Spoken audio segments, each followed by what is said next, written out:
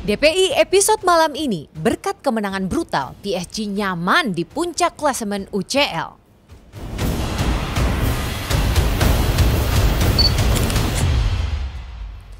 Fermin Lopez dan Rashford jadi bintang di laga lawan Olympiakos. Barca is back.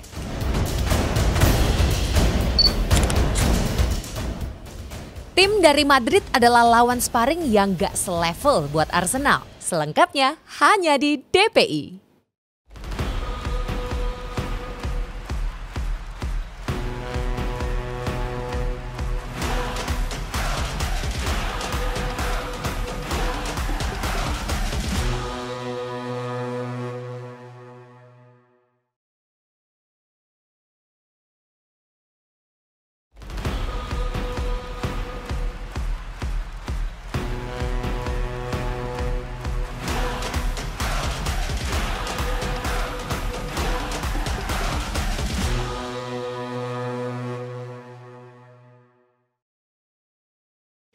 Selamat malam JM Team.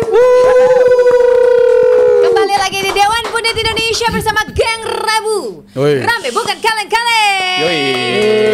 Sudah ada Evelyn Aptan, Rizal Pahlevi, Firsi Idris dan Aldi Bosier. Gimana nih? Hari ini kayaknya wajahnya tuh kayak orang abis berpesta banget. Pesta agel maksudnya. Gimana Firsi, Aldi? Bahagia dong. Penuh wajah kebanggaan. Habis berpesta biasanya. Ya. Beda dong. Beda. Gitu. Beda. Tapi yang sini kayaknya enggak nih. Ya soalnya belum main. Kan belum main. Iya. Tapi buat yang sudah main turut prihatin ya buat kondisinya yang lagi naas sekarang. Gimana ya? Mau minta refund ke Mas Firzi? Liverpool. Liverpool. Jadi ribut lagi mereka soal Isak. Mau minta refund gimana caranya ya? Evelyn, lagi musim transisi. Kan lagi terus saja, betul. Proses gitu ya. Iya. Oke, baiklah. Yaudah kita agak move on dulu ke salah satu tim yang paling bisa dibilang tampil sempurna ya di UCL ya. Karena dengan 9 poin utuh yang dia miliki, 9 gol dan juga 3 clean sheet di 3 laga, ini luar biasa banget Inter Milan. Bagaimana nih para pundit melihatnya sendiri? Buat Rizal dulu deh biar happy lagi. Sepakat gak sih kalau memang di era Inter saat ini bersama dengan Kifu ini bisa dibilang paling interaktif dan atraktif, menarik dibandingkan dengan Inzaghi? Kalau lebih atraktif ya mungkin sampel gamenya masih terlalu dikit apabila dibandingkan dengan Inzaghi yang menangani selama 3 tahun ya. Tapi apa yang bisa kita saksikan di at least 3 bulan bersama Kifu ini, emang dari struktur pressing tuh beda banget dengan apa yang ditampilkan di zaman Inzaghi. Yang mana juga itu ditunjukkan dari struktur pressing, dari struktur build up itu juga ada beda. Yang mana di musim bersama Inzaghi itu ada datanya pemain belakang mereka bahkan sampai kiper mereka tuh sentuhan bolanya masih cukup banyak. Tapi di musim bersama Kifu mereka main cukup lebih direct dan itu mereka lebih sering nyampe ke area lawan tuh lebih cepat. Jadi mungkin perbedaannya kalau Inzaghi lebih sistematis sedangkan bagi Kifu ada unsur directnya dan menurut gue itu agak cocok dengan Inter sekarang dan juga rasanya upgrade dari seorang Arnautovic, abis itu Mehdi Taremi ke pemain-pemain yang sekarang ada tuh jauh lebih upgrade dibandingkan musim lalu ya. Jadi ini tim yang segar banget dan gue bilang faktor lini depan mereka enak banget ditonton, tapi kalau soal lini belakang, gue rasa ini dari musim lalu udah kelihatan. Mereka emang solid dan bahkan di musim lalu sampai di league stage juga mereka tim yang kebobolannya dikit banget. Jadi kalau dari lini belakang sama sekali nggak mengherankan gue ngeliat Inter ini bisa tampil sebegitu meyakinkan di area belakang 3 game 3 clean sheet. Yes, betul. Memang dari secara pemain ini warisan yang bagus ya dari zaman Inzaghi juga. Tapi gimana nih, Di? Kalau kamu melihat, kamu lebih suka eranya Kifu atau eranya Inzaghi nih? Rizal, Firzi, gua lu, kalau Aldi aku kamu. Kejut. Sebenarnya nggak penting ya buat fans Inter juga.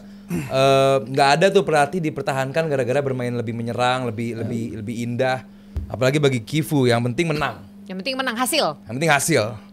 Oh jadi bermain lebih menyerang nggak ada gunanya dipertahankan.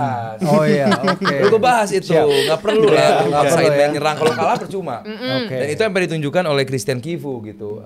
Tadi Kifu ya ini ya. Yes. Oke. Ada Sama-sama juga Ace. Roasting nih kayaknya. Terus? Firzi. Ya, buat gue nggak penting dan gue rasa bagi Inter juga nggak begitu penting lu main lebih bertahan, lebih menyerang, lebih direct dan gue rasa Inter zamannya zamannya Inzaghi pun sama directnya dan lebih kaya akan strategi gitu. Jadi nggak mungkin, dan gue nggak pernah mendengar ada yang bilang Simone Inzaghi ini pelatih yang miskin taktik. Gue nggak pernah mendengar. Banyak sekali permutasi pergerakan, banyak sekali skema pergerakan, baik direct, baik juga dia bermain sabar. Apalagi dengan lu formasi 3 back, kalau bertahan menjadi 5 back dan lu didukung oleh 2 full back yang sekarang juga sama baiknya. Ya, gue rasa nggak penting lu bermain direct atau apa untuk Inter. Yang penting mereka sekarang tadi seperti kamu katakan, Kamu. dia sekarang unbeaten juga di Liga Champions. Ya, buat gue itu yang penting, itu yang matters. Daripada lu bermain menyerang tapi nggak menghasilkan apa-apa, itu yang mungkin akan menjadi evaluasi bagi manajemen. Karena gini, Flynn, mereka itu Inzaghi bilang nih setelah pertandingan kemarin, para pemain ini tuh punya baggage besar dari hasil final musim lalu, di mana mereka kalah dan kalahnya parah banget. Jadi mereka itu punya baggage itu, tapi dengan bermain seperti ini menunjukkan performa yang mereka bisa, menang 2-0 lawan Ajax, terus lawan Slavia juga nggak kebobolan, terus sekarang juga 4-0 di markas Union SJ nggak kebobolan juga. Mereka hanya jadi satu dari 2 tim yang belum kebobolan ya, sama tim Aldi ya di Liga Champions musim ini. Jadi oke, lawan-lawannya emang baru Union sama Slavia, tapi kan penjadwalan mengharuskan mereka ketemu tim-tim seperti itu, dan mereka mengatasinya dengan sangat baik dan sangat dominan bahkan ya, mereka mencatatkan.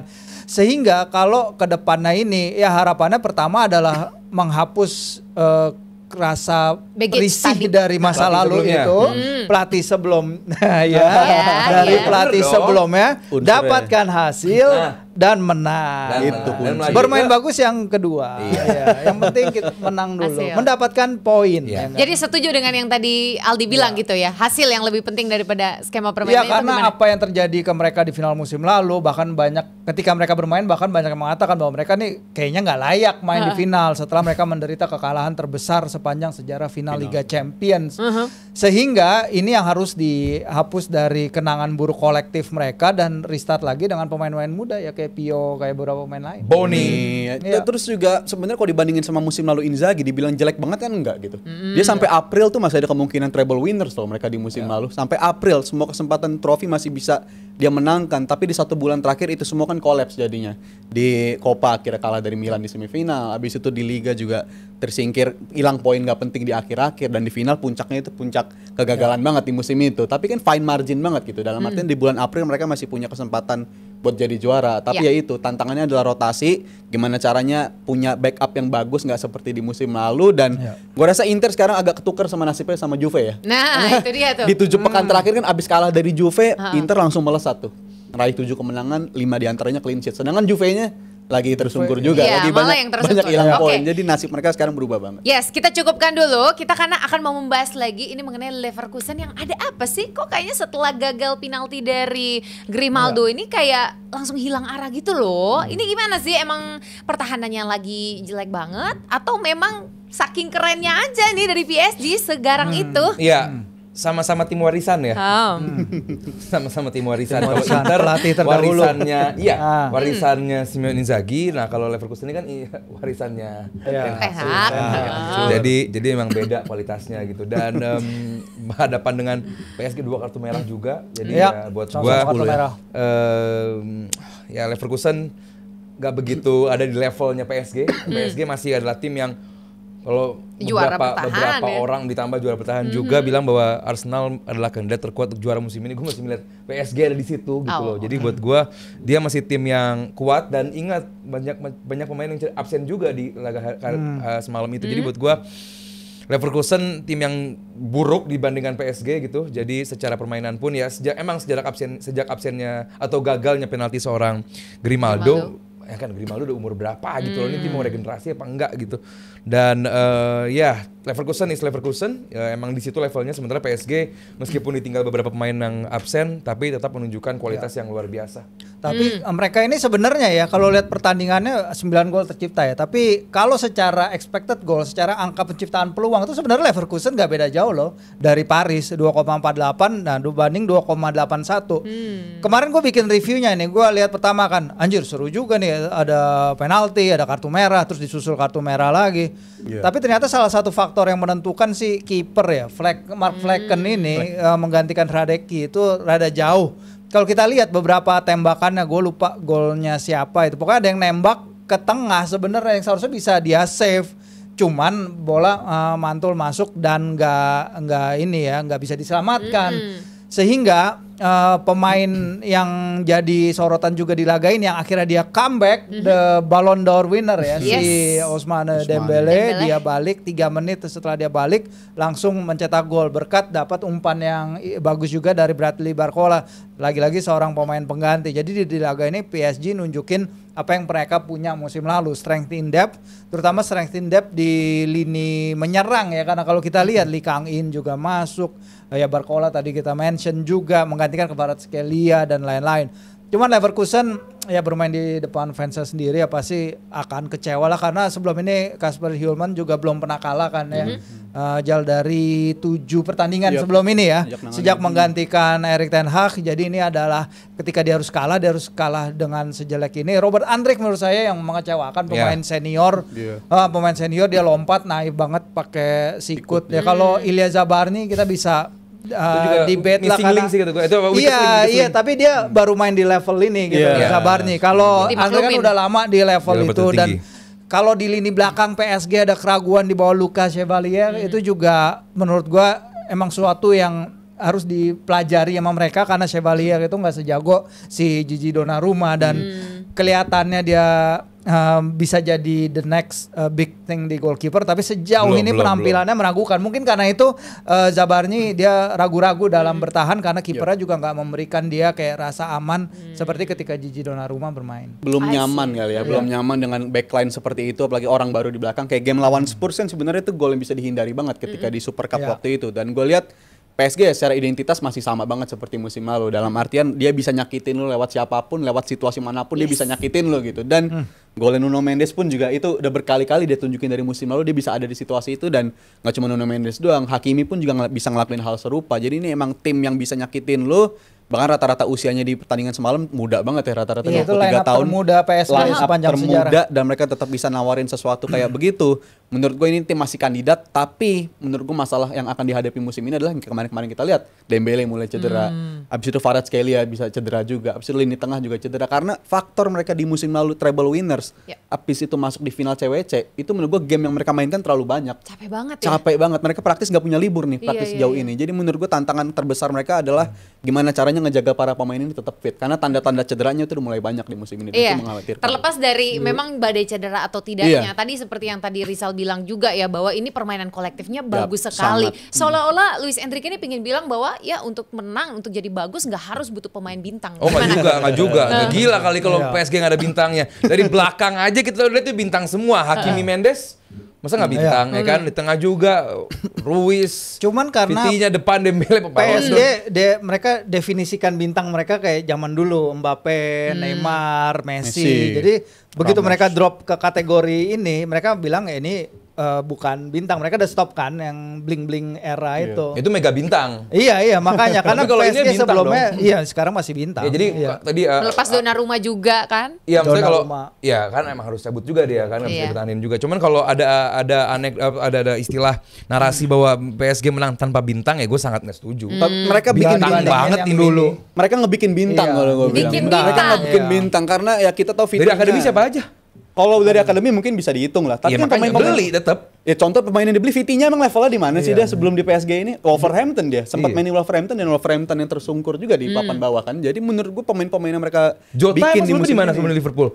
Wolverhampton. Ya sama aja bintang kan? Bukan di level yang bisa tim PSG jadi juara lah. Jangan gara-gara dia main di Wolverhampton jadi bukan bintang. Zaire Emery, Bradley Barcola itu baru Vitinya lah. Dembele paling lu ketawain berapa tahun lalu, bener gak? Ini pemain paling cedera doang, masuk rumah sakit, tapi ini pemain Ballon d'Or loh, bisa jadi juara. Jadi Mereka bikin bintang. Magical. Dembele, abis itu Fabian Ruiz. Fabian Ruiz justru jagoan versi Spanyol biasanya dibandingkan versi PSG. Tapi bersama Enrique sekarang bisa dia ubah itu. Jadi menurut gua apa yang dilakukan sama Enrique, dia ngebentuk bintang, bukan ngedatangin bintang. Dan tapi ada bintangnya yang bagus. Main dengan bintang nggak?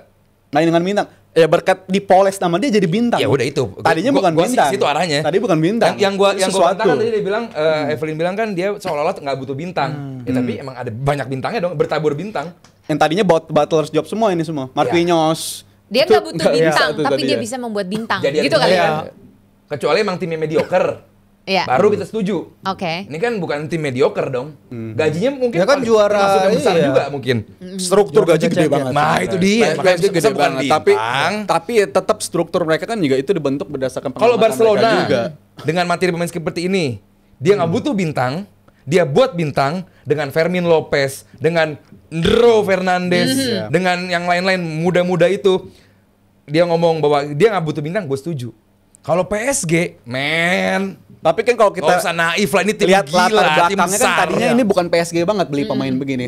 Campos PSG berapa tahun yang lalu lah, kan PSG juga nggak selalu bertabur bintang lah. Iya, itu project Hollywoodnya doang kemarin Messi dan baru sukses. Messi baru datang tuh 4 tahun yang lalu loh. Iya. Baru 4 tahun yang lalu ada Messi ini tim datengin Ramos, datengin Gini Wijnaldum, tapi kan nggak jadi juga itu project. Eranya Selatan. Jadi kayak windownya Liverpool Galacticos sekarang. jangan dibanding Liverpool Mas. Jangan dibanding Liverpool dong. Windownya Liverpool sekarang. Itu hancur kan total. ada di ini ya kan di timeline ada tuh yang Dijadiin bandingin meme. Galactico ya. Galacticos. Era Donnarumma masuk Iya. itu Liverpool sekarang. Semoga enggak ya. Iya. Semoga enggak. Gimana kalau ada Virsi gimana? Virsi ngelihatnya gimana? Dengan statement itu. Iya seperti yang gue bilang kalau sekarang di PSG money is not everything. Walaupun emang masih ini tim dirakit dengan mahal, tapi kalau kita ingat proyeknya PSG ini proyek yang melibatkan state loh, negara ke negara, Sarkozy dengan pangerannya Qatar, Emir Qatar. Ini tim yang awalnya memang ingin mendobrak Eropa dengan pendekatan mereka yang itu tadi Messi, Neymar, mega bintang, super bintang. Akhirnya itu yang membuat si Al Khelaifi kesel dia proyek yang nggak benar.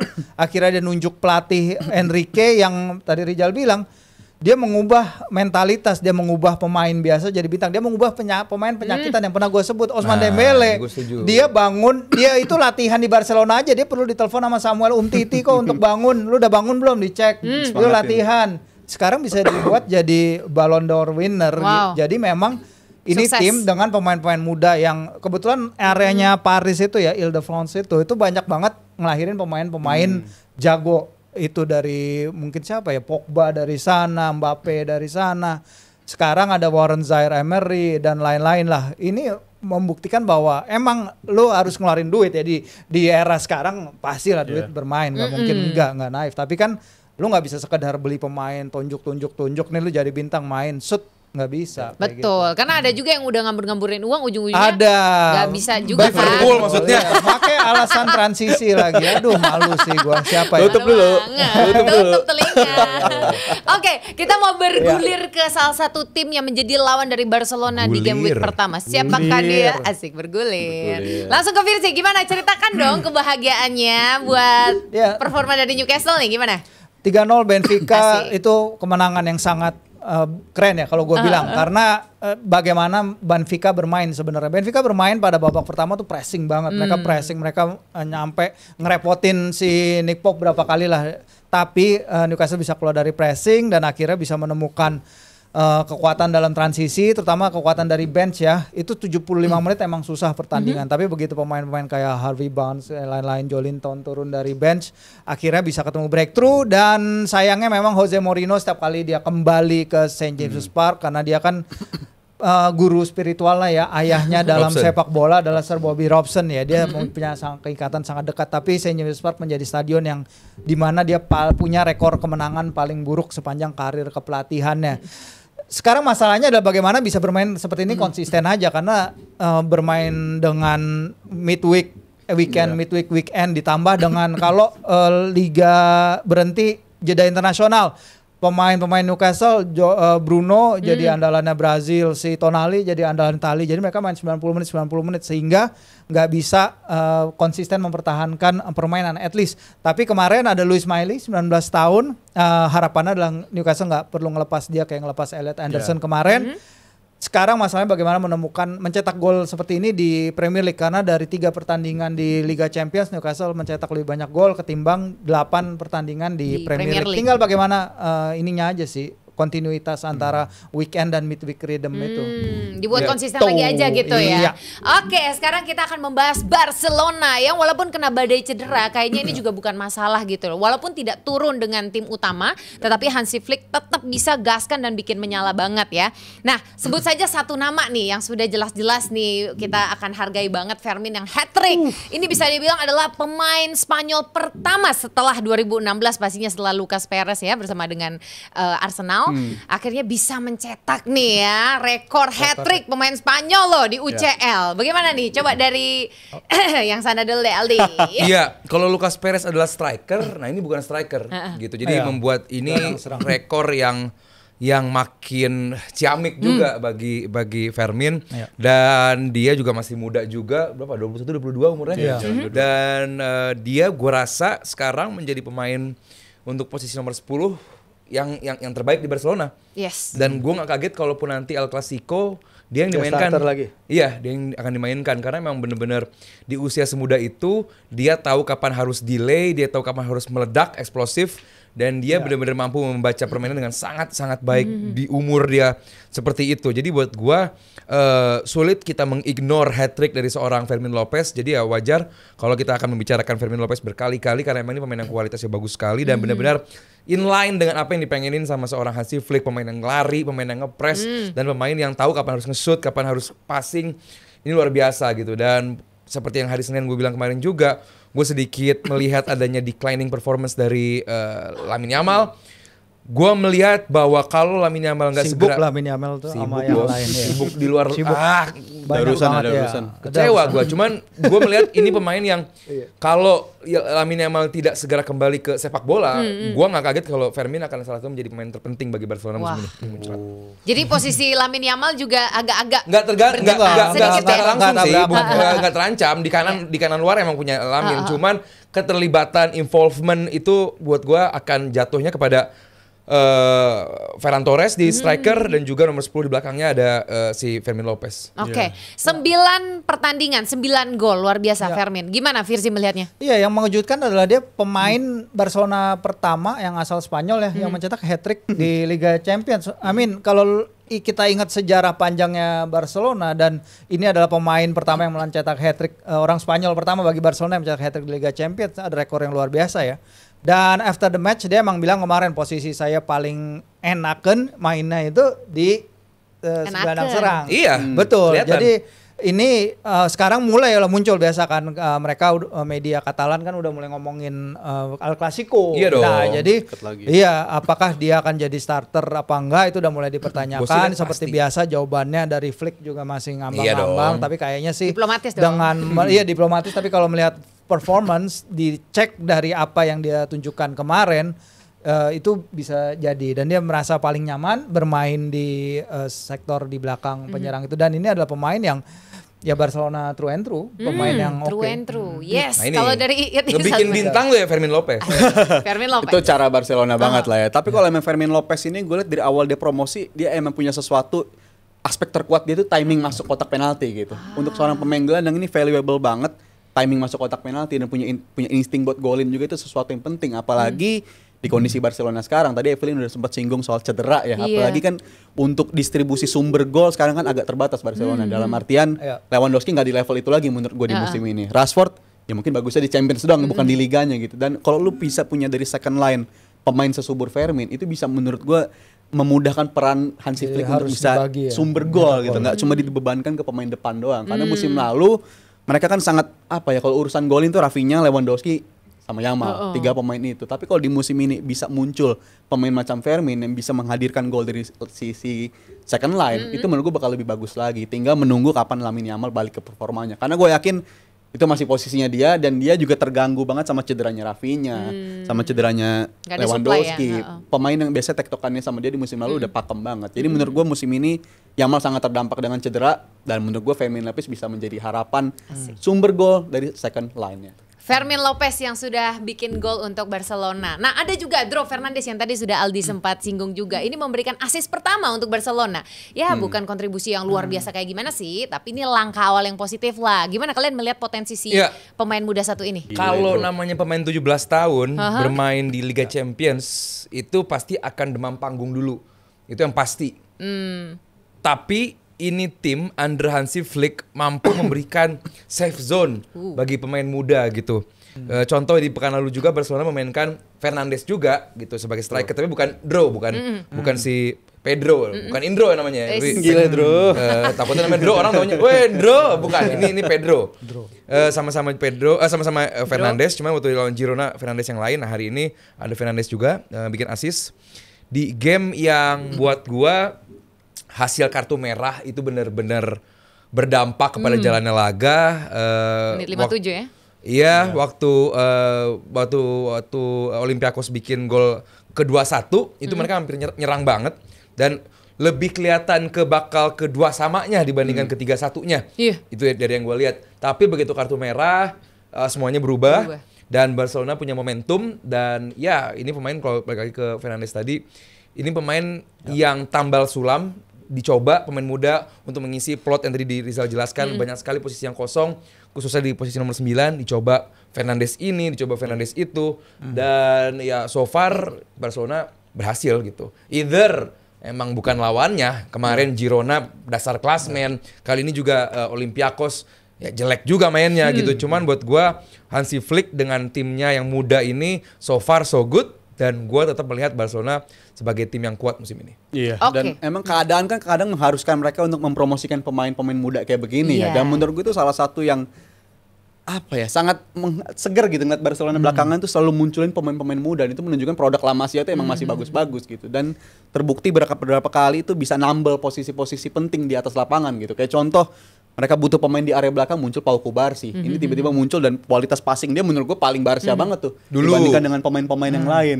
Dibandingkan yang lain, kualitas ball playing defender Kubarsi yang paling kuat menurut gue.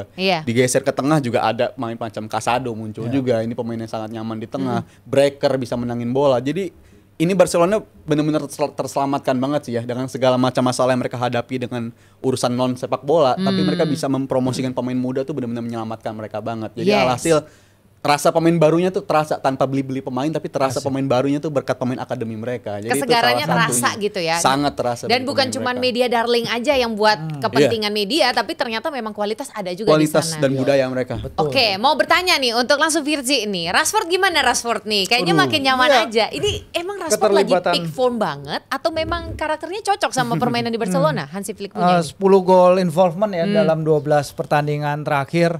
Cocok ya kayaknya ngeklik apa yang dia ingin cari dan apa yang Barcelona butuhkan. Kita tahu di masa peminjaman Rashford terakhir bersama Aston Villa juga dia ini masih pemain yang punya kelaparan ya untuk membuktikan diri. Dan itu terlihat bukan di Manchester, dan sejak dia datang ke Barcelona dia menemukan new lease of life lah.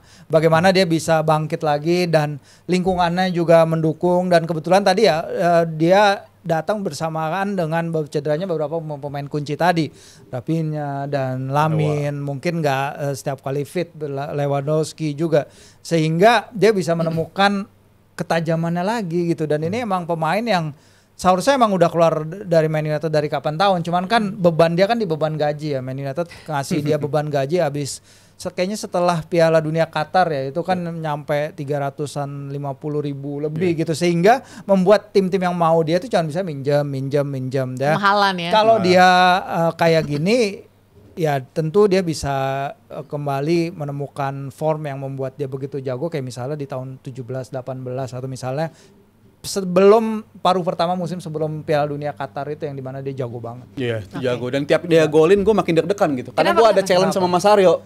Yang gimana? kalau soal nyampe 10 gol bakal traktiran ayam. Jadi gue tiap dia golin, wah deg-degan juga nih Rashford bisa balik. Tinggal lagi dong udah Rashford. Gol tapi bukan gol dan assist. Gue bilang dia gak bakal nyampe 10 sampai bulan Desember. Kalau kata Mas Aryo bilang so far bisa. udah berapa? So far 5.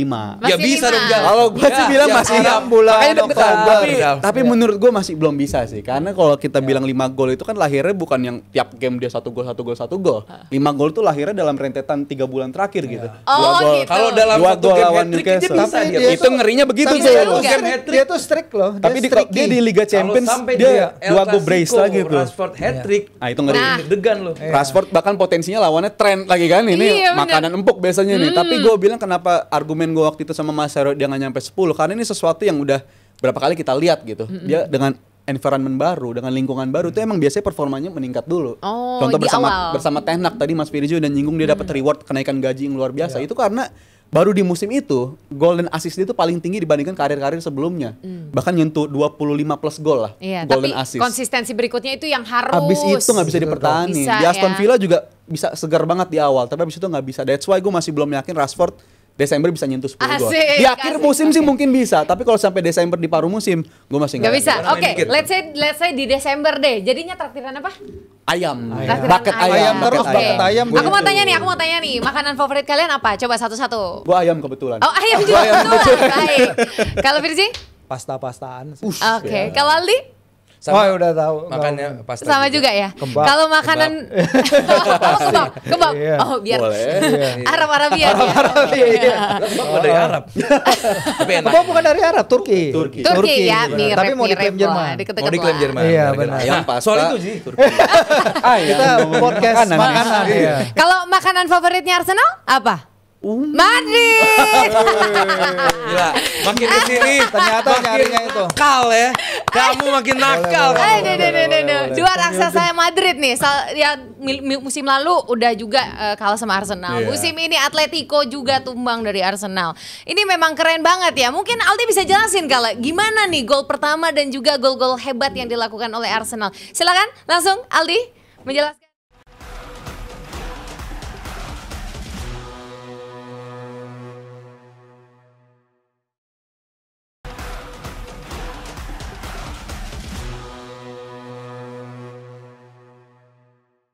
Ya, malam yang indah bagi fans Arsenal setelah kemenangan 4-0 ditambah ini terjadi di hari ulang tahunnya pelatih legendaris Arsene Wenger.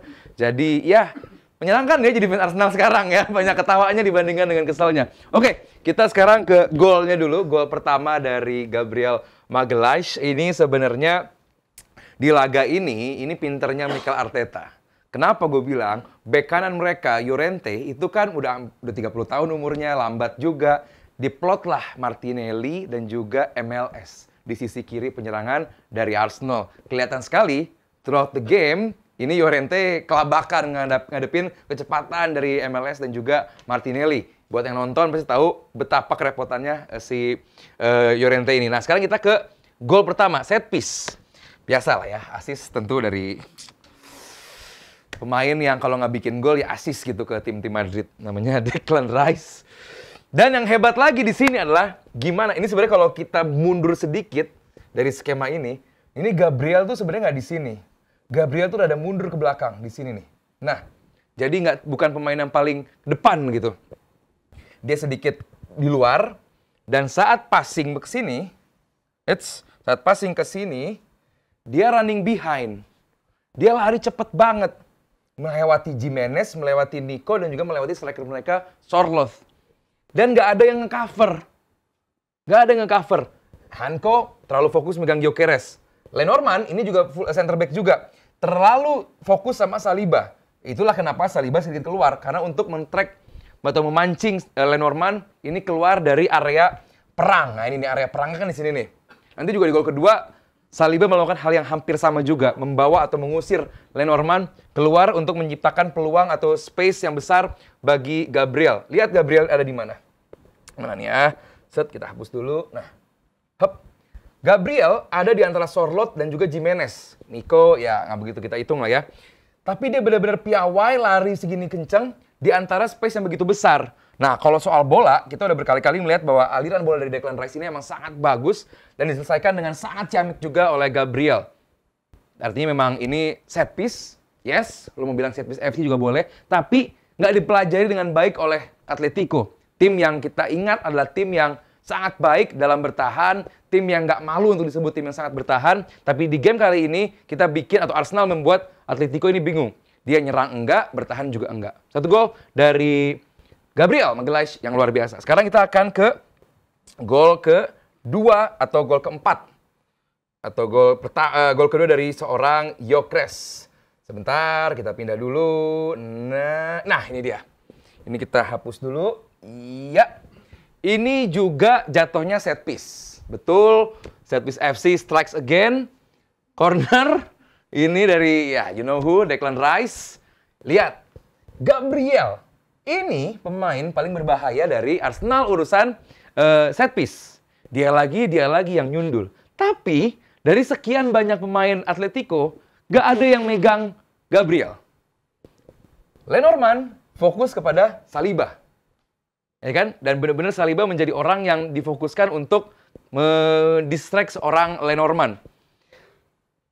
Dan lihat, ini fullback. Ini fullback. Praktis hanya Gyökeres, Saliba, dan juga Gabriel. Kalau lu mau bilang Arsenal set piece FC terus, lihat, yang di area perang cuma 3 orang kok. Ini fullback. Miles Kelly ditugaskan hanya untuk menjadi orang tambahan di kotak penalti, mendistract pemain lawan, menjadi pemain yang merepotkan Sorloth dan juga Barrios. Timber juga di sana siap-siap. Ruggeri, bukan performa terbaik dari mereka. Llorente, bek kiri, jauh banget dia marking seorang Martinelli. Dan juga ya memang berantakan banget Atletico. Dan Gabriel benar-benar memberikan atau assist. Jadi ini bola ke sini dulu ke Gabriel ke sini. Nah, ini udah berantakan nih. Ini space segini besar dimanfaatkan dengan bukan kepala, bukan kaki, tapi bagian lain dari Gyökeres yang membuat gol. Bagi Arsenal, buat gua mungkin golnya tidak seimpresif itu, bukan gol yang luar biasa, tapi Gyökeres yang dalam tekanan, dibilang pembelian paling flop musim ini, gua kemarin lihat ada listnya, butuh ada pembuktian dari Gyökeres dan 2 gol, man of the match dari Gyökeres menjadi jawaban bahwa Gyökeres datang ke Arsenal sesuai tugasnya untuk bikin gol dan dia melakukannya dengan baik. So, ya ini proses yang hebat dari Arsenal. Dan tetap ini masih game week awal, tapi Arsenal menunjukkan performa yang luar biasa. Thank you.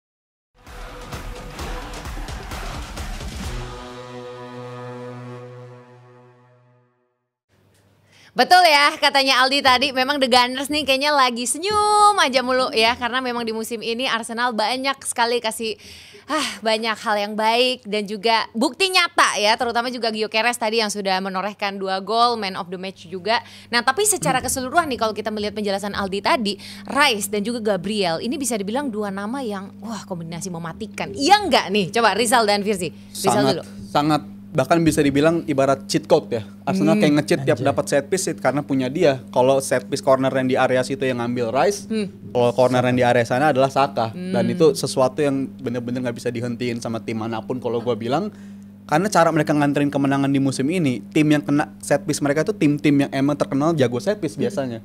Atletico Madrid, Newcastle di kandang ketika kena juga di menit terakhir lewat set piece-nya Gabriel juga yang mencetak gol. Jadi tim yang jadi korban set piece mereka itu bisa dibilang tim yang emang kuat set piece sebenarnya, tapi itu menunjukkan betapa kuatnya mereka dalam urusan nyerang lewat set piece. Dan sampai mereka dibilang set piece FC. Dan ini masih bulan Oktober, top skor mereka praktis tuh set piece sebenarnya.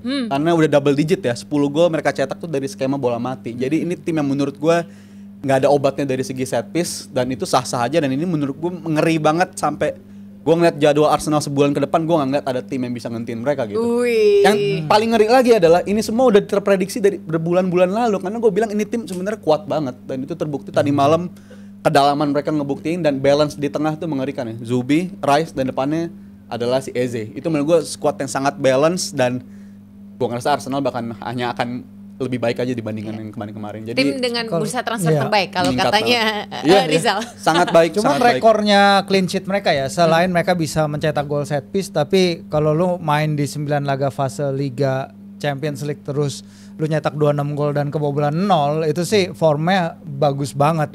Dan mereka bikin berapa tuh 29 clean sheet dalam 12 pertandingan terakhir. Ini untuk gue yang nggak ada pemain Arsenal, back Arsenal di FPL nih sangat menyakitkan buat gue karena teman-teman yang pada pakai back Arsenal di FPL tuh nyayur semua gitu. Apalagi Gabriel dan kontribusi defensifnya kan juga luar biasa sekali. Timber apalagi ya, Timber sekarang fit kita lihat.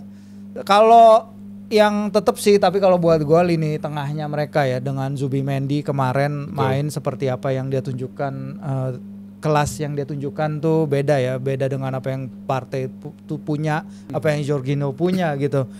Dan bagus banget gitu, dan ini yang membuat spine tim ini itu tambah kuat. Kalau kemarin punya Saliba, Gabriel, sekarang dilengkapi Zubimendi, Declan Rice. Secara lini tengah sih emang mereka kayak seperti yang kita pernah bahas di sini juga, gue bilang Arsenal yang paling kuat dibandingkan City sekalipun.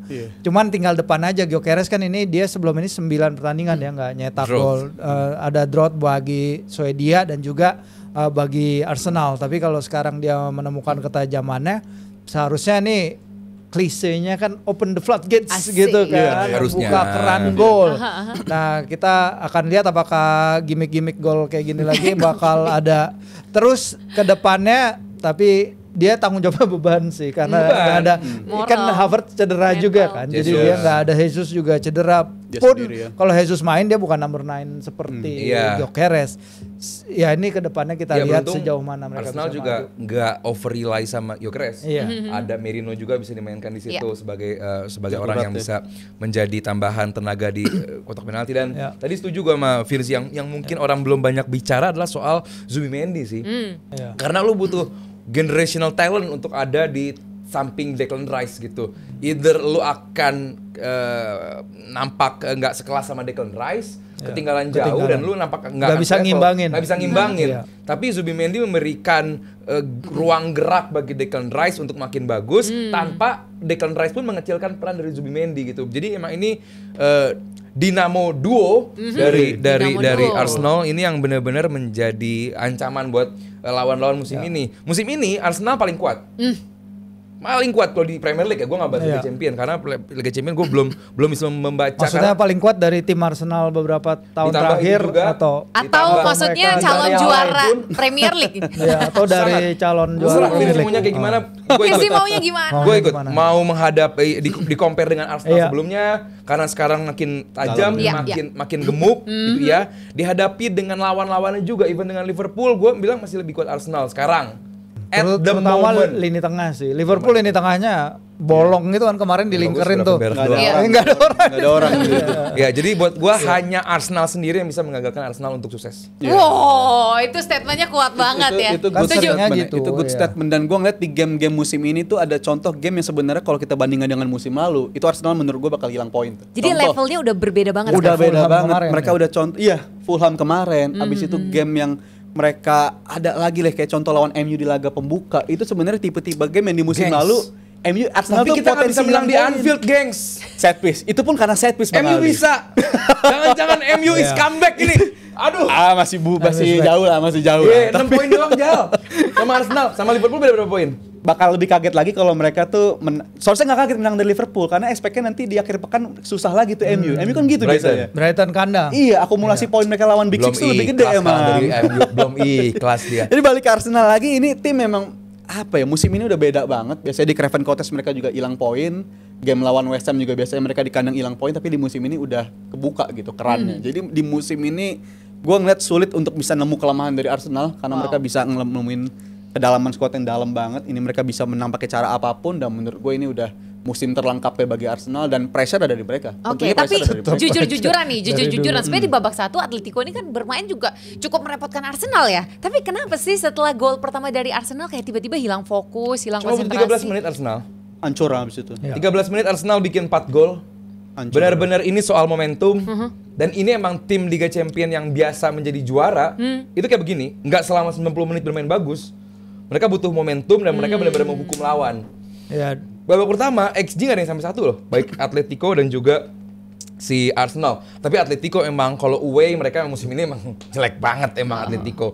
Ini bukan lagi Atletico yang kita kenal bisa bertahan serapi itu, nggak masalah bermain senegatif itu, bermain kasar, bermain jelek, mereka nggak masalah. Sekarang mereka kayak lagi bingung. Ini kita mau menjadi tim yang menyerang, apa bertahan, apa kayak gimana nih gitu. Dan ditambah nomor 2 adalah kenapa Atletico gue melihat seperti ini? Gue rasa absennya atau kepergian Berta dari Atletico ke Arsenal juga berpengaruh sebagai sporting director. Kedatangan pemain-pemain baru mereka gue nggak melihat sebagai pemain yang cocok atau bisa mengangkat Atletico gitu, nggak bisa excel. Terus juga pemain-pemain yang di tengah. Siapa yang mau gantiin Rodrigo de Paul? Gak ada pemain midfield Atletico yang bisa compete dengan pemain Arsenal. Kita lihat Koke di midfield Arsenal, dia legend di Atletico buat gua. Dia pemain yang dari akademi mungkin dan menjadi legend di tim ini, menjadi bintang. Tapi kelihatan banget outclass dia bandingan pemain Arsenal. Tadi gue udah jelasin juga soal bagaimana Llorente 30 tahun. Ya lu generasi dong, ya lu siapin strategi yang lain dong.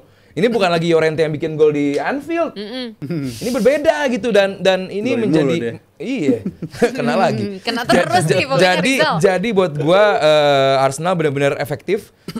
Dibilang repotin Arsenal juga enggak karena mereka nggak bikin XG yang juga cukup baik, sama-sama 0,52 sementara Arsenal sedikit lebih unggul, tapi ya emang performa away dari Atletico emang jelek dan kalau di-compare dengan kemenangan dari Madrid itu kan di kandang juga dan benar-benar Madrid nggak bisa memanfaatkan. Ya mungkin Xabi Alonso butuh ngobrol sama Arteta kali. Asik, butuh ngomong. Bentar, tadi tuh Aldi ada bilang apa? Tim-tim juara. Jadi Arsenal juara nih di UCL. Apa yang ditunjukkan? Udah ngejar treble aja tuh gue lihat kalau di timeline udah ada nih, udah siap treble. Arsenal sejauh ini dan juga Arteta kelihatan sekali mereka belajar Asik. dari kesalahan. Jadi ya terserah mau dianggap bercanda atau apa. Tapi emang Arteta bersama Arsenal musim ini mereka belajar dari apa kesalahan mereka musim lalu. Mereka bisa 90 menit bermain bagus terus kalah. Itu mereka berkali-kali kejadian musim lalu, 2 musim lalu. Jadi mereka benar-benar oke, lu mau main negatif, kita juga negatif. Tapi ada momennya kita ambil momentum, kita menang. Kita kill the game. Dan itu yang berkali-kali gue lihat di sosial media bahwa Arsenal sekarang bisa kill the game. Itu yang menjadi pembeda. Jadi itulah yang dilakukan oleh tim juara. Tim yang pengen juara gitu saat lu punya kedalaman squad. Kita ingat Liverpool 2019 lah.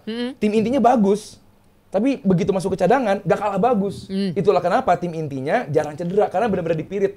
Ya mungkin Arteta belajar dari Jurgen Klopp, belajar dari mungkin pelatih-pelatih sebelumnya, itu yang harus dilakukan. Belajar udah banyak banget, karena kalau kita bandingin sama musim lalu, tadi disinggung sama Bang Aldi, Arsenal musim lalu statusnya banyak hilang poin di situasi unggul gitu. 19 atau 21 poin mereka hilang tuh dari situasi unggul. Sesuatu yang seharusnya nggak ditunjukin sama tim yang persaingan untuk juara. Jadi di musim ini itu udah nggak terjadi lagi. Clean sheet-nya juga banyak banget di all competition. Bahkan satu-satunya kekalahan yang mereka derita cuma butuh free kick 30 meter dari Szoboszlai. Dan itu pun setiap game nggak bisa terjadi kayak begitu. Jadi Arsenal musim ini menurut gue lebih kalau mau juara lebih urgent untuk bisa mempertahankan atau yes, Rizal kembali ke Mr. Urgency. Lupakan itu Mr. Transisi. Lebih mungkin Arsenal juara karena pertahanannya ketimbang lini depan yang menurut gua. Karena kalau untuk lini depan mereka sebenarnya data dari musim lalu mereka bisa golin. Ada atau nggak ada Gyökeres. Tapi nggak bisa mereka tunjukkan di musim lalu adalah mempertahankan keunggulan. Tapi kalau sampai Saliba dan Gabriel udah balik ke level itu, gua rasa ini tim sulit banget untuk terakhir kali Rizal bilang urgensi itu Messi juara dunia juara, ya. Ya semoga dengan urgensi kali ini Arsenal juga juara ya. Treble winner ya. Gimana kalau Firsi gimana? Treble winner. Iya sih. Enggak, karena di timeline mulai banyak tuh. Biasa fans Arsenal kan euforianya suka ini ya. Ya lah emang Newcastle. Kita kan pesimis. Iya, kita pesimis FC. Nah, kalau pesimis FC. Kalau Arsenal ya, gua nggak tahu nih yang soal matiin air panas itu beneran nggak sih? Atletico yang nggak ada Atletico, akses air panas. Yang jelas small margin nggak, itu soalnya taktik-taktik kayak gitu. Dulu tuh dipakai sama Mourinho juga. Lo kan pasti pernah ya ke stadion-stadion. Si Mourinho kan dia ngubah bahkan layout kamar mandi di Stamford Bridge pun dia ubah biar tim tamu gak enakan lah pokoknya. Si tim kandang diuntungkan. Jadi small margin kayak gitu kan, detail small margin details. Suka nih bocoran ini yang mungkin dia pakai sekarang. Biasanya kan dia pakai yang light bulb atau apalah speaker Anfield. Nah sekarang dia pakai cara berpikir yang harus diakui nggak biasa itu untuk ke tim lawan, dan ini ya kecil-kecil sih pasti ngeganggu ya bagi Atletico, terutama di environment kayak sekarang. Tinggal kita tunggu apakah hasil-hasil ini bisa konsistensi tadi, tapi dengan kedalaman yang mereka punya. Sebenarnya kan Arsenal kan dari musim lalu kan cuma hilang 1 pemain, 2 pemain, tepar habis itu yang lain. Kehilangan Havertz di Dubai, habis itu musim sebelumnya kehilangan Saliba, tepar. Nah, tapi sekarang kan layernya kan Arteta belajar di situ juga. Layernya tebel banget gitu. Jadi disinilah pelajaran dengan si Berta itu yang menurut gua ini beda nih dari musim-musim sebelumnya.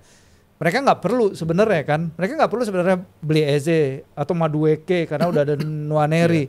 Ini kan sebenarnya luxury signing yang diperlukan untuk menambah ketebalan, tapi juga bisa membuat mereka mengarungi sepanjang musim. Kalau ditanya urgensinya untuk beli pemain-pemain itu sebenarnya kan ya bisa dibilang nggak juga, tapi mereka belajar dari musim lalu ketika lo kehilangan satu, apalagi Hinkapie ya.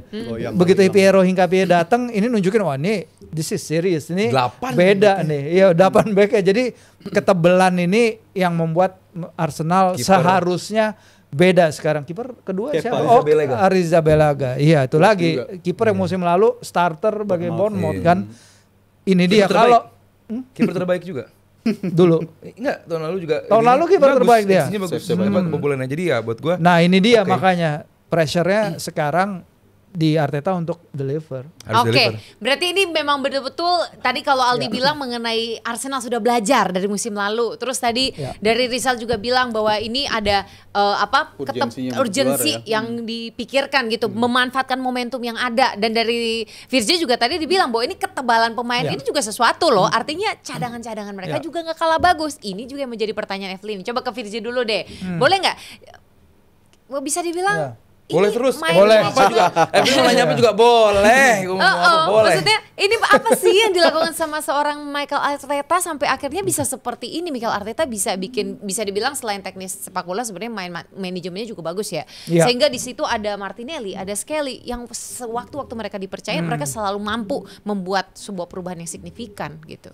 Ya Arteta kan grafiknya selalu naik ya. Kita lihat perhatikan sepanjang dia melatih dari musim pertama, kedua, ketiga, perolehan poinnya di liga selalu naik.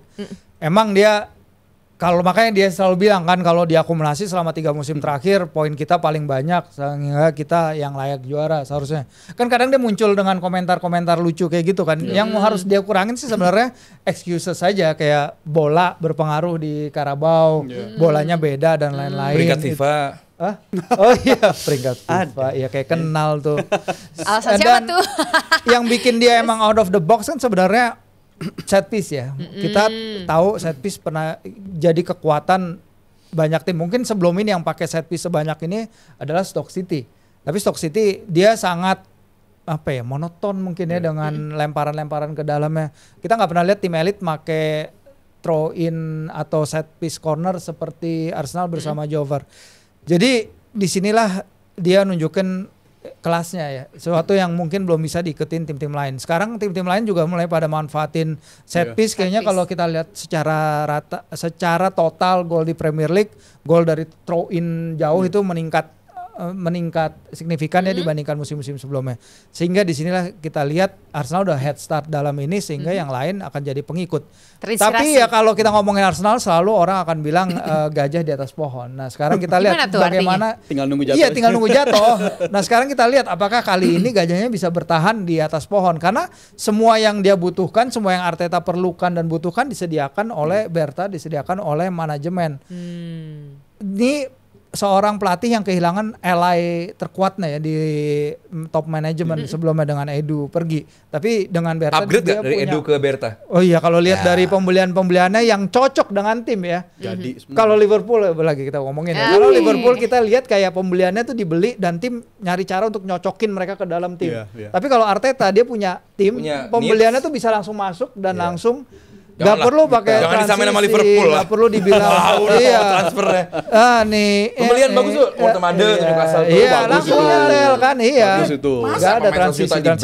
Iya. Tutup telinga dulu deh. Tutup telinga dulu Rizal. Buru-buru ntar malam main game. Apalagi awal musimnya we are massive kan. We are massive. Begitu musim jalan minta transisi. Gimana caranya nyambung. Sabar dulu. Masih Oktober. Lu berdua yakin gak Liverpool udah out of race? Gue belum. Enggak kan? Masih ada harapan. Dan melihat City lebih bakal, maksudnya kayak dibandingin Liverpool nih, kayak City deh yang bakal lebih konsisten sampai akhir tahun lah minimal. City sih. Gue sih City. Pep nyesuain ya. Gue sih City serem. Main jadi gelandang lagi. Kayak sekarang kompetitor Arsenal bukan si Liverpool ya.